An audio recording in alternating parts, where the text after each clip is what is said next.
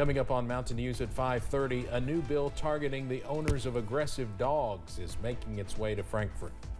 And 4 ordered takedowns in 8 days. How the White House is responding to the unidentified high-altitude objects floating over North America.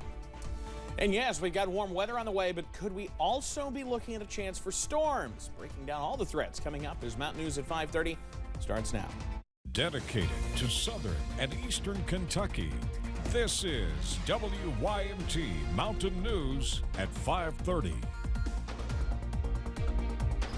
Good evening, I'm Steve Hensley. And I'm Olivia Calfee. A Lexington woman attacked by dogs last spring has become the inspiration for new legislation in Kentucky. Representative Chad Ohl filed House Bill 212. It will seek to punish owners of dogs who pose a repeated threat to people. WKYT's Jeremy Toms talked to the lawmaker about the bill. Sarah Boguszewski was out for a walk on Glendover Road in March of 2022 when she was unexpectedly attacked. And 2 dogs got out of this owner's house, ran across the street, and attacked Sarah on the sidewalk. Lexington State Representative Chad Ohl says the vicious encounter left Sarah hospitalized for days. And Ohl says it was far from the first time this owner had let this happen. That was the 5th incident of that particular person where he had been charged and had his dogs taken away for a vicious attack on a person. You can have 3, 4, 5, an unlimited amount of times where your dog viciously attacks somebody else and nothing precludes you or stops you from going right back out and getting another dog again. So Ohl filed House Bill 212 to ban these owners from getting another dog for 5 years and to give the legal system a tool to punish them if they do. Nobody is going to physically stop you from going out and getting another dog. But if you're found at that point to then have another dog, the judge has an opportunity to charge you with a new misdemeanor.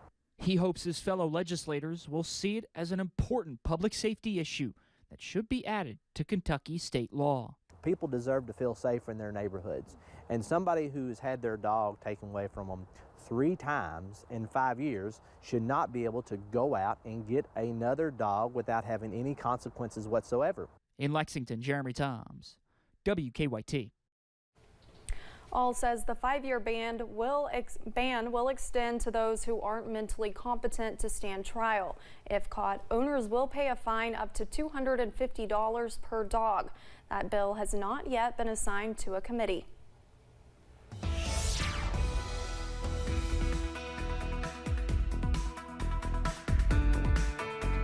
Has been a beautiful day all throughout the region today. Plenty of sunshine as the sun sets from Buffalo Mountain, sitting at 61 degrees. All is calm throughout the region today. Here's the view from downtown Hazard as the sun sets.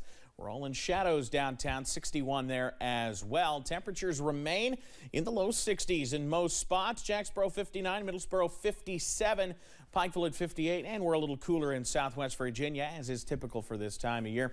That's still between 5 and 20 degrees warmer than yesterday. Some folks out in the west, yeah, it's a little warmer than yesterday, but they had a pretty nice day yesterday. Other folks along the Kentucky-Virginia border were a whole lot cooler and a whole lot cloudier yesterday. So yeah, that's where we're seeing those temperatures 15 to 20 degrees above this time yesterday. All clear skies throughout just about the entire eastern third of the country. But we've got an opportunity for changes on the way. Tonight, though, a little chilly.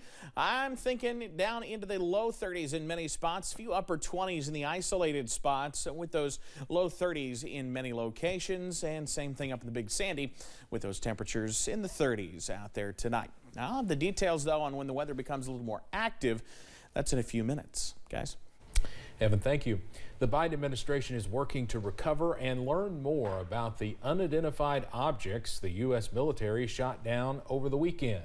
They are different from the Chinese spy balloon taken down earlier this month, but that incident put a lot more scrutiny on what is flying in U.S. airspace. CBS's Skylar Henry reports from the White House.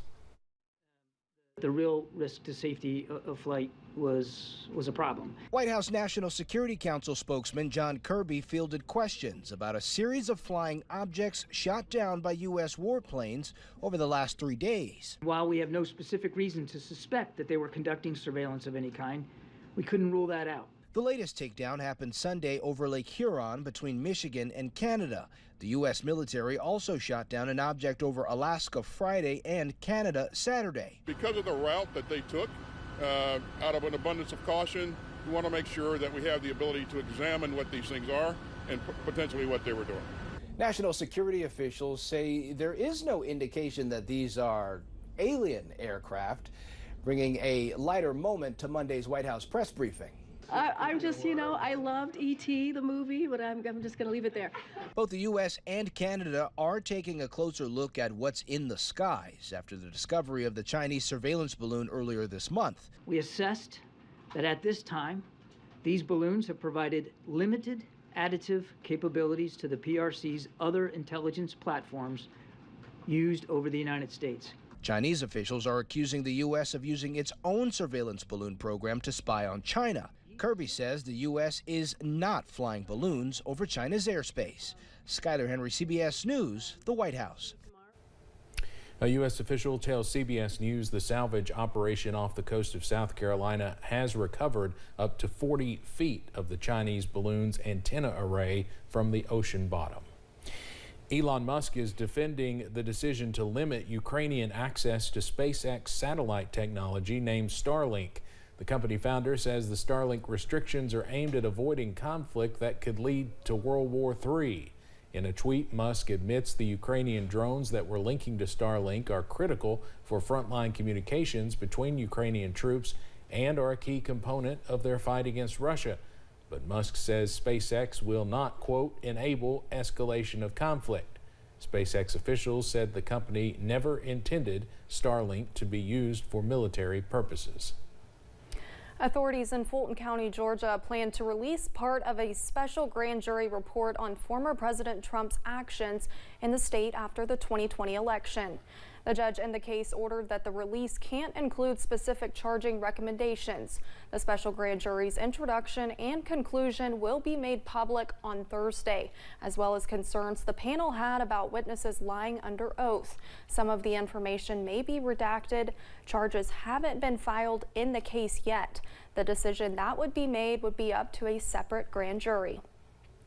The fourth week of the Alex Murdaugh murder trial began with word from the judge that 2 jurors tested positive for COVID-19.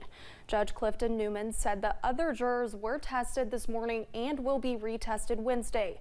Murdaugh is standing trial for the June 7th, 2021 killings of his wife Maggie and their youngest son Paul. He is also facing almost 100 separate financial charges the prosecution argues was a motive for the deadly shootings. We have some matters with the jury, with 2 jurors who have tested positive for COVID, and they will not be able to continue. They've confirmed the positive tests by sending them to the clerk of court, who has forwarded copies to me. Judge Newman said 2 alternate jurors will become part of the regular panels. Coming up on Mountain News at 5:30, we take a look at some of the most popular ads played during yesterday's Super Bowl. And continuing to watch the potential for scattered showers and, yes, even thunderstorms later this week. The full breakdown coming up after this.